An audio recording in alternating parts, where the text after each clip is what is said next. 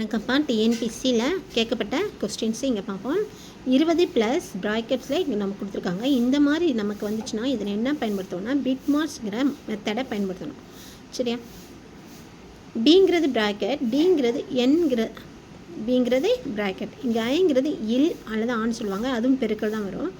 டிங்கிறது division வகுத்தல், எம்ங்கிறது multiplication பெருக்கல், ஏங்கிறது அடிஷன் கூட்டல், எஸ்ங்கிறது சப்ராக்ஷன் அது கழித்தல். சரியா? வகுத்தல், பெருக்கல், கூட்டல், கழித்தல். ஃபஸ்ட்டு வகுத்தில் செய்யணும், அடுத்து பெருக்கல் செய்யணும், அடுத்து நம்ம கூட்டல் கழித்தல். இங்கே நமக்கு ப்ராக்கெட் இருக்குது, இந்த ப்ராக்கெட்டு ஃபஸ்ட்டு நிற்கணும். முன்னாடி 20 இருக்குது, அப்படியே போட்டுருவோம். 20 ப்ராக்கெட். சரி, இந்த எத்தனை ப்ராக்கெட் இருக்குது? 1 2 3 அதுக்குள்ளே இருக்கான். அப்போனா இந்த ப்ராக்கெட்டுக்குள்ளே இருக்கிற ப்ராக்கெட்டை அடுத்து நீக்குவோம். அப்போ இந்த 8 பெருக்கல் 2ங்கிறது அப்படியே போட்டுருவோம்ப்பா. கூட்டல், இந்த ப்ராக்கெட்டுக்குள்ளே குட்டி அடைப்பு ப்ராக்கெட் இருக்கா, அதை நீக்கிறதுக்கு 6 6 3 பெருக்குனா 18. அடுத்து மைனஸ், இது வகுத்தல் கொடுத்துருக்காங்க.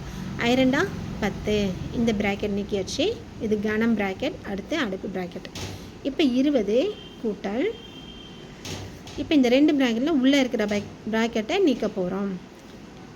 8 பெருக்கல் 2 அப்படியே போட்டுக்கோங்க. ப்ளஸ் இதுலேருந்து இதை நம்ம கழிச்சா 16 கிடைக்கிது. இப்போ 20 வெளியே இருக்கிறது அப்படியே தான் வரும். இப்போ இதை பெருக்குங்க. இங்கே என்ன இருக்குன்னா பெருக்கல் கூட்டல் இருக்கா. அப்போ நான் ஃபஸ்ட்டு நம்ம செய்கிறது பெருக்கல். 16 ப்ளஸ் 16 நமக்கு என்னம்மா கிடைக்கிது? இது 20 ப்ளஸ் 16 16 கூட்டினா 32. அப்போ நான் ஆன்சர் நமக்கு 52. ஓகேடாம்மா. அடுத்த சம் 5 அடுக்கு 7 5 அடுக்கு 7 5 அடுக்கு 7ன்ட்டு நமக்கு ஒரு எத்தனை டேர்ம் கொடுத்துருக்காங்கன்னா 5 டேர்ம் கொடுத்துருக்காங்க. ஈக்குவல் டு 5 அடுக்கு ஒய் எனில் ஒய்யின் மதிப்பு காண்க. சரியாப்பா? இப்போ எத்தனை 5 இருக்குது? 5 இருக்கா. பெருக்கல் 5 அடுக்கு 7 ஈக்குவல் டு 5 அடுக்கு ஒய். இது என்னன்னா நமக்கு அடுக்கு விதிகள். ஏன் அடுக்கு எம் பெருக்கல் ஏன் அடுக்கு என்னன்னா ஏன் அடுக்கு எம் ப்ளஸ் என்னன்னு அப்படி போடுவோம்ப்பா. அடுக்கு என்ன பண்ணுவோம்? கூட்டிக்குவோம். அப்புறம் இங்கே பாருங்கள், அடிமானம் சமம்னா அடுக்கு கூட்டணும். இங்கே எதுவுமே இல்லைன்னா 1. அப்புறம் இங்கே 5 அடுக்கு 8 ஈக்குவல் டு 5 அடுக்கு ஒய்.